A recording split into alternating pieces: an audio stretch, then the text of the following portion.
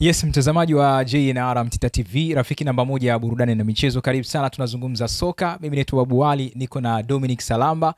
Na wewe ni watatu ambaye pia unaweza kuachia comment yako hapo. Tunazungumzia kuelekea michezo ya ligi ya mabingwa barani Afrika kwa upande wa Young Africans na Simba Sports Club, ambapo itakuwa michezo ya marudiano baada ya weekend hii.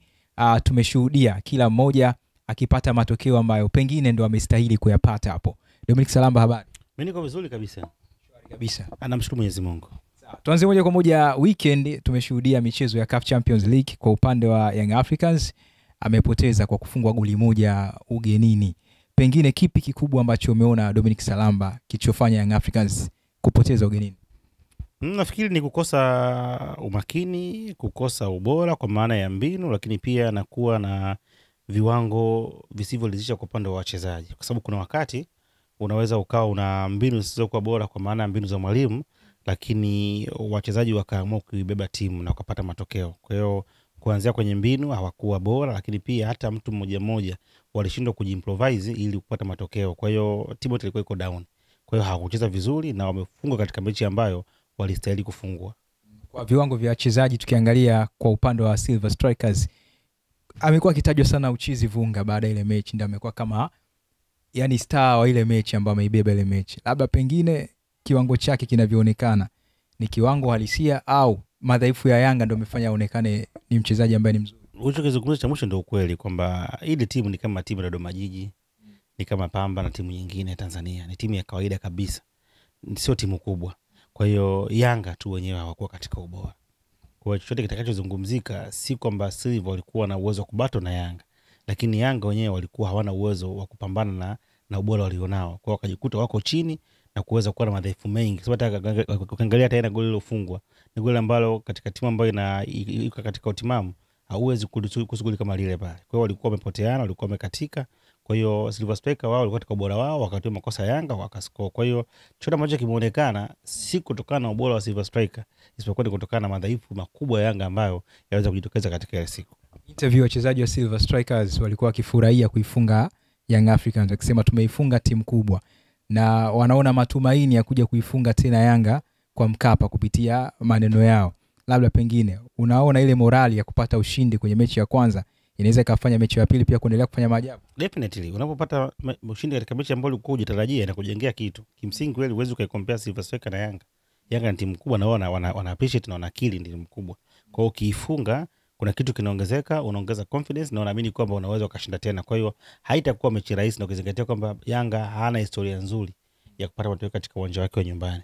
Kuna mara kadhaa ambako walikuwa wanataka kupata matokeo na wakashindwa kupata matokeo katika mechi ambazo zilikuwa zinafanya waweze kupata maamuzi kutoka sehemu moja kwenda sehemu nyingine. Kwa hiyo pressure hiyo walionayo ndio ninayoiona mimi. Kwa hiyo bado nafikiri mechi ngumu kwa Yanga kwa sababu tu si tu Silver Strikers ni bora, lakini bado Yanga ana struggle kupata matokeo katika uwanja wake wa nyumbani. Kauli inayokuja sasa, tukutane kwa Mkapa. Pengine Yanga kwenye mechi hiyo vitu gani vya kuzingatia zaidi mechi ya marudiano ili kufuzu makundi? Wapandishe ubora na viwango vya wachezaji wao. Timu yao iko chini sana. Viwango viko chini sana. Kwa hiyo nafikiri wana kazi kubwa ya kuweza kupandisha ubora. Kutana kwa Mkapa sawa, lakini lazima wachezaji wao waweze kuwa na kiu na hamu na njaa ya kupata mafanikio. Kinyume na hapo itakuwa haina mantiki. Kwa hiyo ninachokiona ni kwamba ni lazima wafanye kazi ya ziada hasa kwenye timu, kwa maana kwenye uwanja wa mazoezi. Naona kuweza kuhakikisha kwamba wanarudisha hali ya ushindani, wanarudisha hali ya kupambana ili pengine waweze kusecure alama 3 na magoli mengi ambayo itawafanya kuwavusha katika aggregate na kwenda katika hatua ya makundi ambayo walikuwa wanatarajia katika msimu huu. Tukiangalia kwa upande wa kocha Romain Folz tayari hayupo kwenye kikosi cha Young Africans. Yuko Patrick Mabedi, kocha msaidizi ambaye sasa hivi yuko katika jukumu la kuiandaa timu ndani ya wiki moja. Pengine kwenye huo mchezo tunaweza kuona mabadiliko baadhi ya maeneo. Nafikiri ni muda mdogo sana. Ni muda mdogo kwa maana kwamba ukiangalia juzi jana recovery, leo wanasafiri, waingie kesho watapumzika, Jumanne Jumatano uingie kambini, Alhamisi Ijumaa Jumamosi. Kwa hiyo sio muda ambao mwalimu anaweza akaanza kuinsert vitu vipi. Atakachokifanya tu ni kuweza kuangalia mapungufu ambayo ameyaona, lakini pia akireflect timu kwa nyuma ilikuwa inachezaje. Kwa hiyo sioni mabadiliko makubwa kwenye timu, isipokuwa tu ni maeneo machache ambayo ataenda kuyaongeza kwa sababu muda wenyewe sio rafiki kumfanya aweze kufanya mabadiliko makubwa kwa kikosi cha Yanga.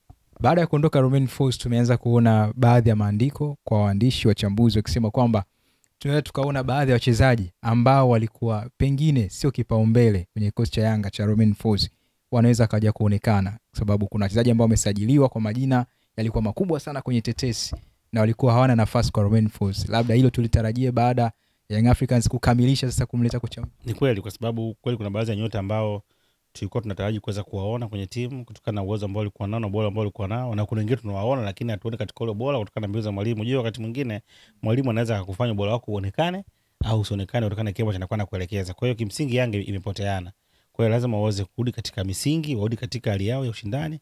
Then baada ya hapo unaweza kuona kile kitu kacho tofauti, kwa sababu kuna wakati mwingine ukiangalia hata nafasi ambayo anacheza mtoka Dumbi ya tofauti na ambayo tunaweza kuona kicheza, analazimika ashuke sana chini. Kwa hiyo timu kama imepotea.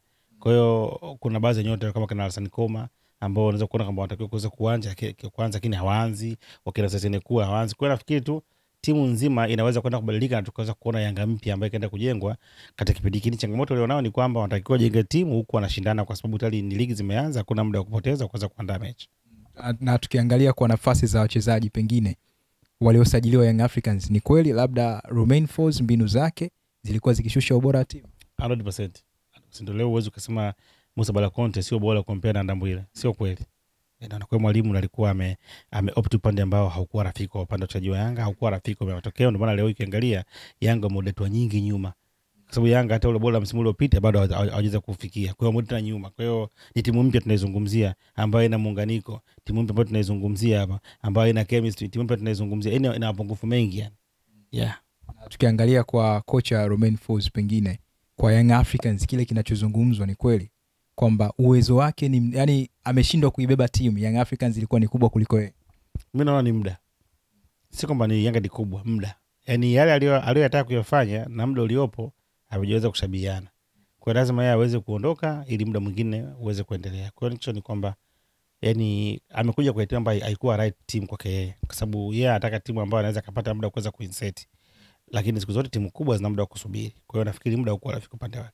Kwa quality ya Yanga, tukiondoa vyeti vya mwalimu ambavyo anastahili kuwa navyo ili kuweza kuifundisha timu, pengine wanahitaji kocha aina gani zaidi kwa hii level ambayo wako? Kocha mkubwa, kocha ambaye ana experience kubwa, kocha ambaye ana mafanikio makubwa, kocha ambaye anaweza kuishi na wachezaji wakubwa. Mwenye kocha mkubwa ambaye anaweza kuishi na wachezaji wakubwa ndio atakuwa Yanga. Kinyume na hapa itakuwa changamoto. Hapa ndani hauoni nafasi ya kocha yoyote labda? Kwa maana ya mfano kwa kocha wa vilabu vya hapa ndani wapo wakubwa. Wapo ambao wanafundisha Yanga. Kocha kama mtu kama Gamondi anaweza kufundisha Yanga. Ni kocha mkubwa. Ngeo mwalimu kama nani yule wa Azam Bengi anaweza. Ni makocha wakubwa. Kwa makocha wakubwa hapo. Yeah. Yes, tukimaliza upande wa Young African Simba Sports Club, ukazungumza ubora Nsingizini ulivyo na Simba ikiwa ni level mbili tofauti, na kitu ambacho tumekiona. Pengine kwa uchezaji wapi ambapo moyona Simba imebadilika? Experience na exposure. Basi ndio kitu cha Simba. Yaani wakubwa, kwa hiyo walikuwa wanajua kucheza mechi kubwa. Ni mechi ambayo kimsingi wao hawakuwa na mechi. Mechi ilikuwa ndio Nsingizini, lakini wao wakajua tunatafuta matokeo. Kwa hiyo hakutaka kufanya vitu vingi sana. Hakutaka kushinda kwenye kimbizana. Hakutaka kucheza kwenye open play. Waache wewe waje, tutazuia kwenye low block, utachukua mpira tutakimbia, tunataka tutafunga. Na ndio chokifanya. Mcheza mpira cha kwanza chote dakika ya mwisho Simba wakasikia goli 1-0 na kunapo mzigo. Chipio anaingia na shambulia, dakika ngapi anafunga goli la pili, goli la tatu, mechi inaisha. Kwa hiyo Simba walitumia ukubwa kupata matokeo, na nadhani hata kwanza nimwamsha nilikwambia kwamba ni mechi ambayo uwezo kusema Simba leo hii uweze kuicompare na Nsingizini, hata Yanga na Silver Strike. Hizi ni timu ndogo ambazo Simba na Yanga wanatakiwa tuende kuchukua ushindi. Unakaa unaongea magoli mangapi? Sio tutazungumza leo kwamba Yanga mpaka goli 1-0, hapana. Kwa upande wa Dimitar Pantev, pengine kuna kitu amekibadilisha tofauti ilivyokuwa kwa kocha Faldu Davis? Naanza kuona mabadiliko, naanza kuona ile flow ya timu inabadilika. Flow ya timu ikaanza kucheza, unaanza kuona mipango ya kushambulia, wakitengeneza muunganiko, wakienda mikimbio wachezaji. Kuna kitu kinaonekana, timu inaanza kuitafuta goli unaliona. Kwa hiyo nafikiri atawasaidia, ni mwalimu mzuri. Mpaka sasa tunaweza kumuona. Kupima ubora wa Simba kwenye mechi ya Nsingizini, pengine huu ubora tunaweza kukompea sasa tukirudisha katika ligi yenye ushindani hapa ndani na level nyingine labda kimataifa, tukiondoa hii level za hatua za awali, Simba itakuwa ni bora? Hapana, Nsingizini timu ndogo sana. Yaani uwezo yani hata Dodoma Jiji hata JKT ni timu kubwa. Kwa hiyo nafikiri timu ndogo sana. Leo kichwa JKT ukipeka kule ndani Eswatini anaweza kabingwa Eswatini. Kwa hiyo nafikiri ni ligi yao iko chini. Kwa hiyo kuanza kuichukua Simba na kuiangalia katika mechi ya Nsingizini, hapana, ni bado sana mapema. Mtaani mashabiki wameanza kutamba bwana. Wao kazi yao ni kufanya matokeo. Kwa hata kama wakicheza na timu ya Bamizigo, bado watashangilia, ndio timu yao. Ndio kaza shabiki, sasa fanya nini?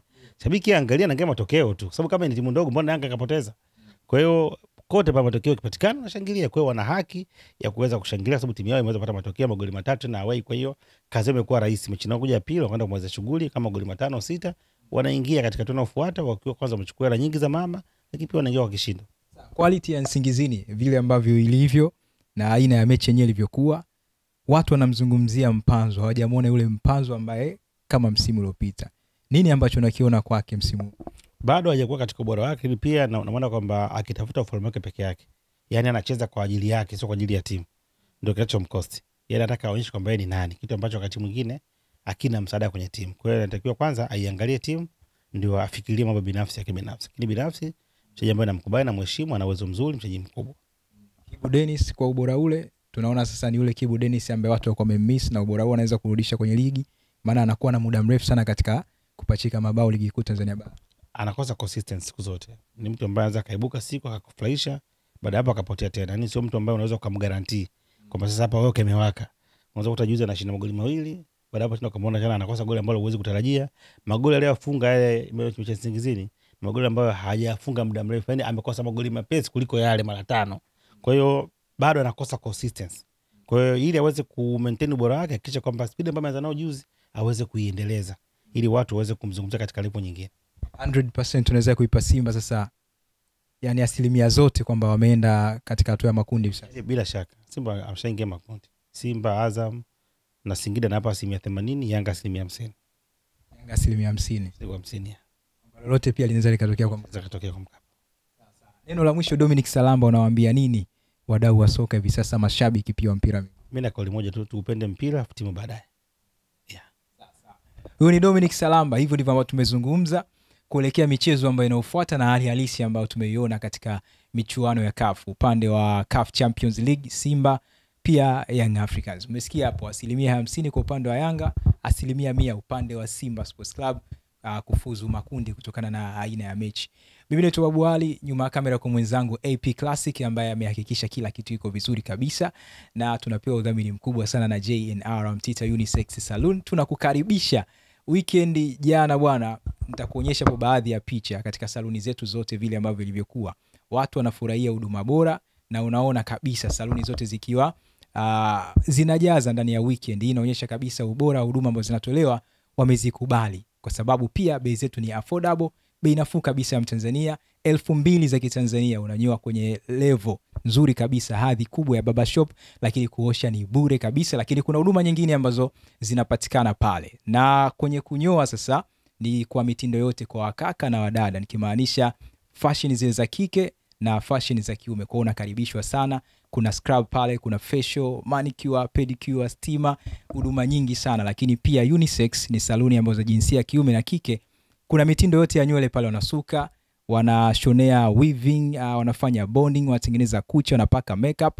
Pia kwa wale ambao wanatoa order kwa ajili ya sherehe, mashule, unakaribishwa sana. Tembelea Instagram page @officialJRMtita_unisex kwa ajili ya kuweza kujionea picha nzuri za wateja kipendeza, vifaa ambavyo vinatumika kutolea huduma, lakini pia uweze kujionea mandhari nzuri ya saluni zetu zote ambazo zinapatikana hapa Dar es Salaam, Buguruni Rozana, mkabala na kuteza polisi, au unaweza kufika Temeke Sudani pale kona ya kwenda Tandika, au unaweza kufika pale Mtoni kwa Azizi Ali, mkabala na zahanati ya Mtoni, au fika pia Kigamboni. Saluni ziko hizi mbili. Kigamboni Kibada shule pale, mkabala na shule ya msingi Kibada, au Mikwambe Maliasili Kigamboni. Lakini kwa wakazi wa Tuangoma Kongoe, tumekusogezea saluni mpya pale Tuangoma kwa Sako. Instagram nimekutajia hapo, Facebook ni J&R Mtita Unisex Saloon. Karibu upendeze, fahari yetu ni kuona mteja wetu akipendeza. Ni kweli hoteli nyingi umeshafika na umeshapata huduma zao, lakini nikuulize, je, umeshawahi kufurahia na kuenjoy kwa kupata huduma nzuri na bora zaidi kutoka Brand Hotel?